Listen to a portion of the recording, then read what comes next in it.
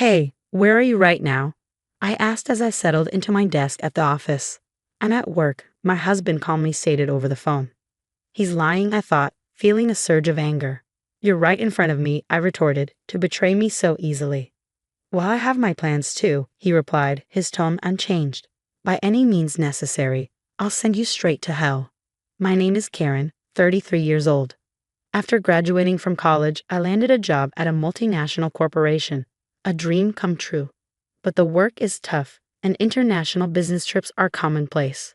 At this rate, my job might become my lifelong partner. When I turned 29, anxiety started creeping in. I attended a mixer at the invitation of a friend where I met Mike, my now husband. Unlike me, Mike works a regular 9-to-5 job and doesn't travel for work. That difference inevitably led to me earning more than him. After dating for a year, as marriage became a real possibility, Mike expressed his doubts. Karen, can I really make you happy as things stand right now? Why would you think that? I replied. Because I earn less. It's kind of, he hesitated. I don't mind it at all. I'm with you because I love you, Mike. I feel the same way, I reassured him. But are you really okay with me?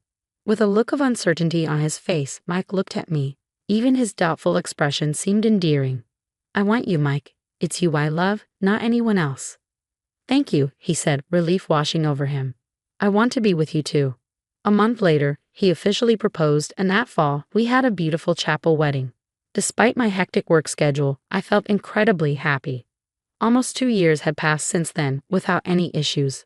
We were leading a peaceful married life. Considering our age, it was about time we started thinking about having children. That's what I was starting to think one day when I got home from work and Mike was nowhere to be found. Mike? I called out, searching the house. His shoes were missing, and there were no messages on my phone. Panic started to rise within me. Had something happened to him?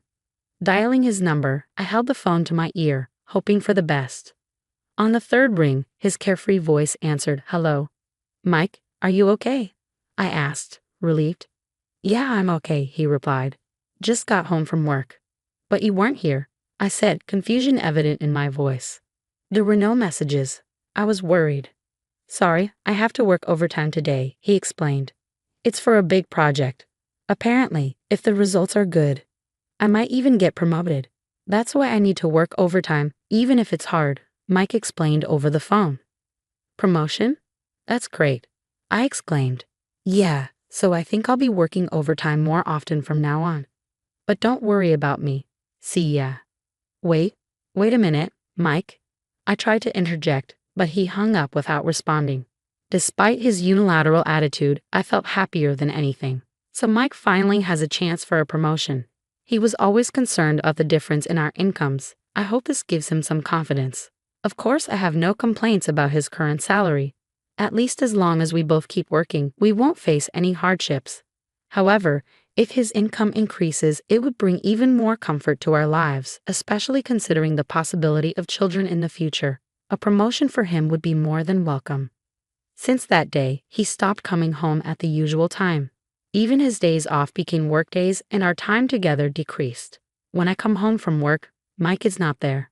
Even on the rare days off, he's not home. This was lonelier than I had imagined. However, his future promotion is on the line. I wish he would come home early once in a while and want to spend the day off together. Just relax, sing. If I prioritize these feelings of mine, it would be a nuisance to him. Considering this, I could not possibly confront him. So I decided to immerse myself more in my work to drown out the loneliness. I also have an overseas business trip planned soon, so I'll work just as hard as he does. After all, even if I go home early, he won't be there. Thinking this, my overtime increased as well. But as the time spent with him decreased, my heart reached its limit. I don't think I can bear anymore. Knowing that it might be a burden for him, I decided to express my feelings. "Welcome home, Mike. I have something I want to talk about," I said to my husband when he returned from work that night. "Talk about? Does it have to be today?" "I'm pretty tired," he replied, catching me off guard.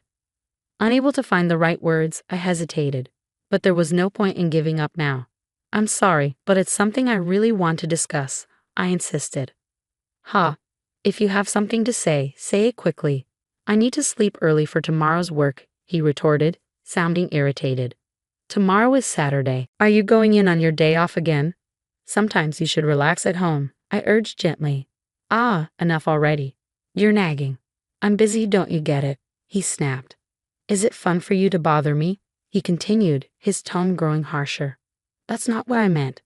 Please stop bothering me. Don't you realize how crucial this period is for me? He added, his frustration evident. Yes, you're right. I'm sorry, I apologize, feeling the tension rising. His face turned angry, a sight I had never seen before, which startled me. I'm tired. I'm going to bed, he declared, leaving the room. Left alone, I began to shake uncontrollably out of fear. What on earth just happened? I've never seen Mike like that before. I understand he's busy, but there's no need to speak like that. Though my dissatisfaction was growing internally, I couldn't voice it. We should have been able to resolve this through a proper discussion, as we always have. But I was too afraid to express my true feelings to him at that moment. As the days for my overseas business trip were approaching, I had been working late, and on this particular day, I ended up leaving work particularly late and hurried to the train station. Unfortunately, the train was delayed. The chances were slim, but Mike might have gotten home before me. Thinking so, I decided to hail a taxi. Excuse me, could you take me to this address, please? I asked the driver, handing him the address of my apartment. The car started moving. During the ride home, I didn't have the energy to look at my phone, so I blankly gazed out at the scenery. Stop the car, please. Before I knew it, I found myself shouting at the driver. I opened my eyes wide and reconfirmed the scene outside the car window. That's when I saw it.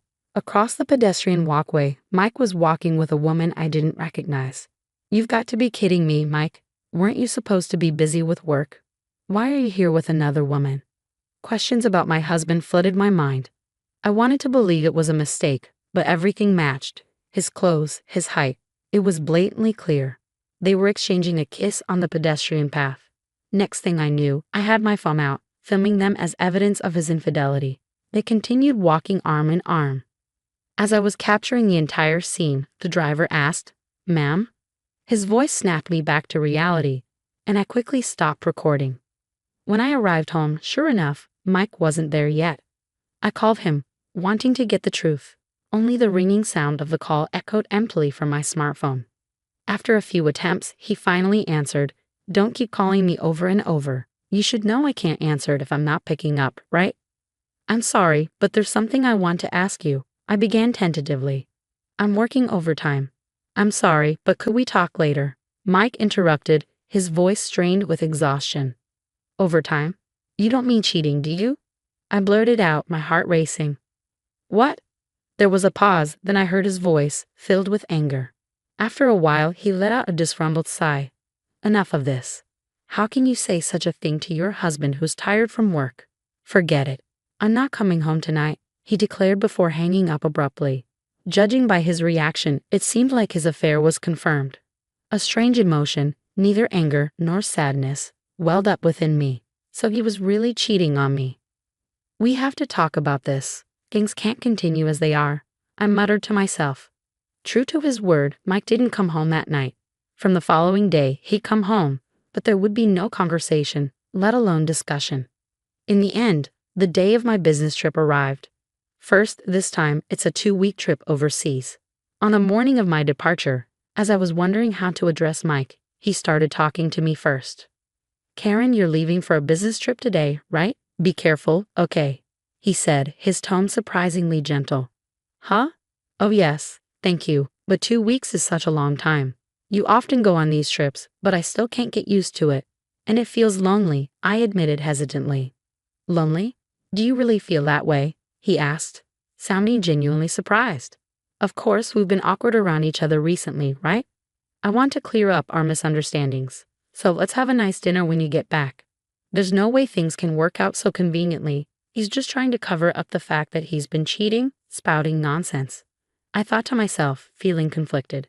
Anyone with a bit of thought should be able to see through it. But for some reason, I chose to believe his words. At the time, I hadn't thought that my love for him had completely cooled off after a strained relationship recently. But it seems I can't truly hate him from the bottom of my heart. Did I mistake what I saw the other day? His smile, which I hadn't seen in a long time, was so endearing that it made me have such an illusion.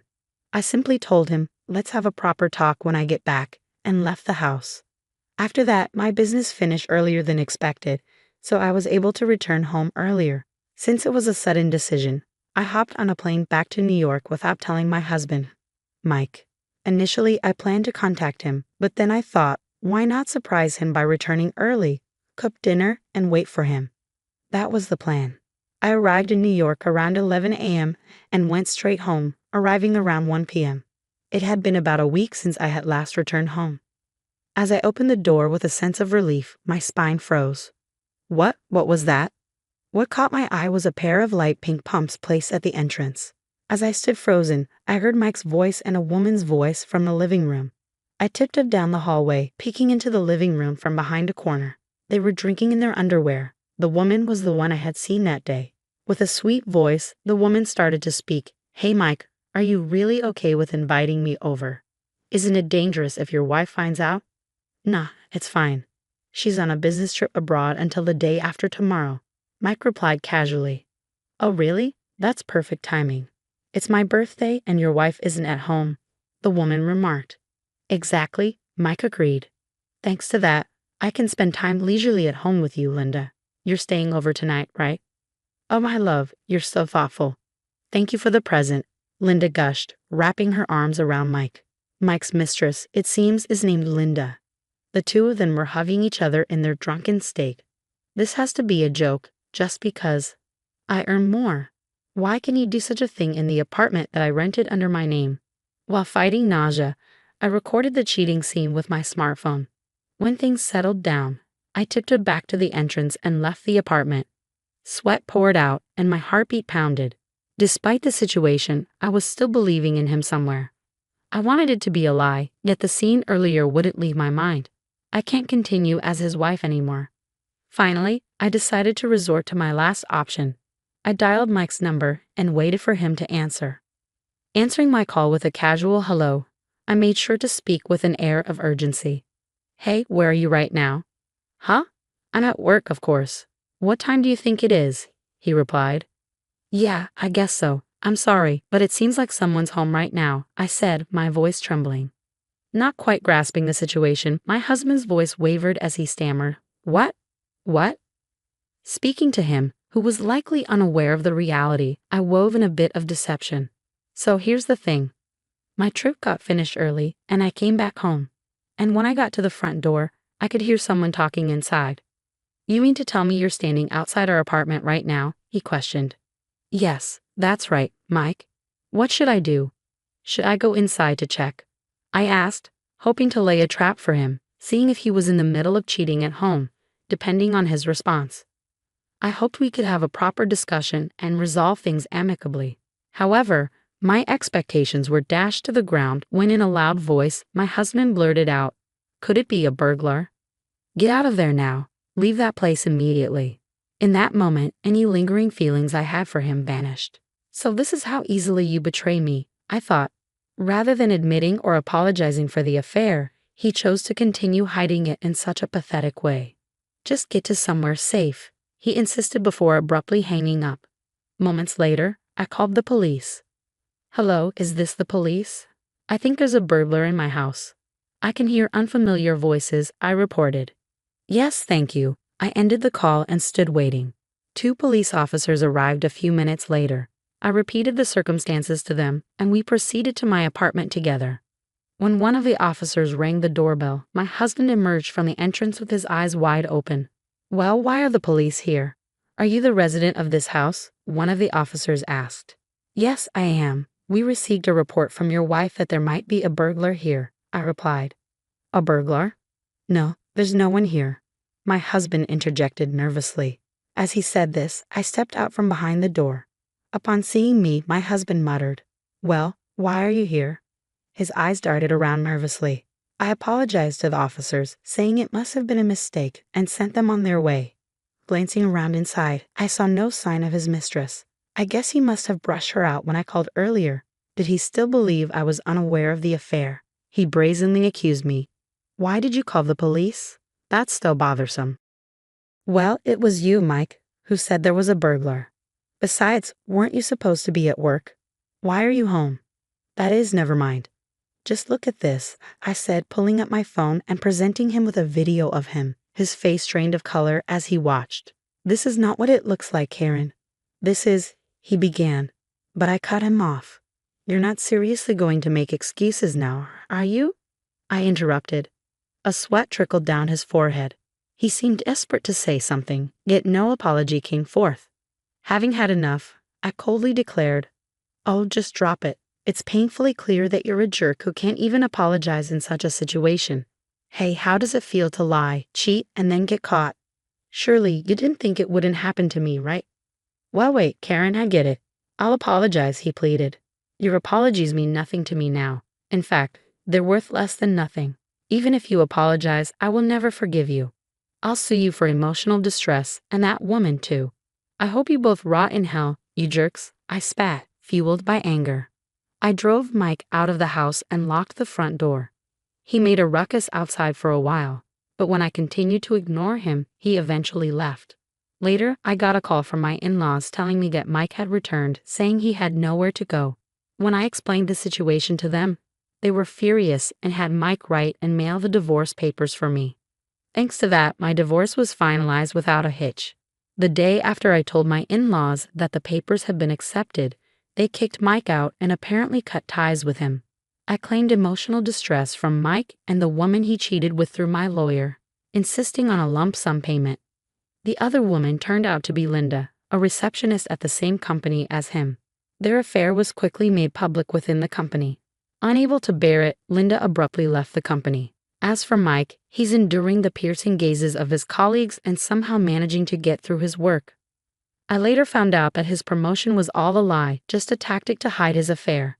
I feel so foolish for being deceived by such a man. But at least I was able to make the decision to divorce. From now on, I intend to devote even more energy to my work and aim for higher positions. I'm determined to prove that marriage isn't the only path to happiness, and I'm ready to do it on my own terms.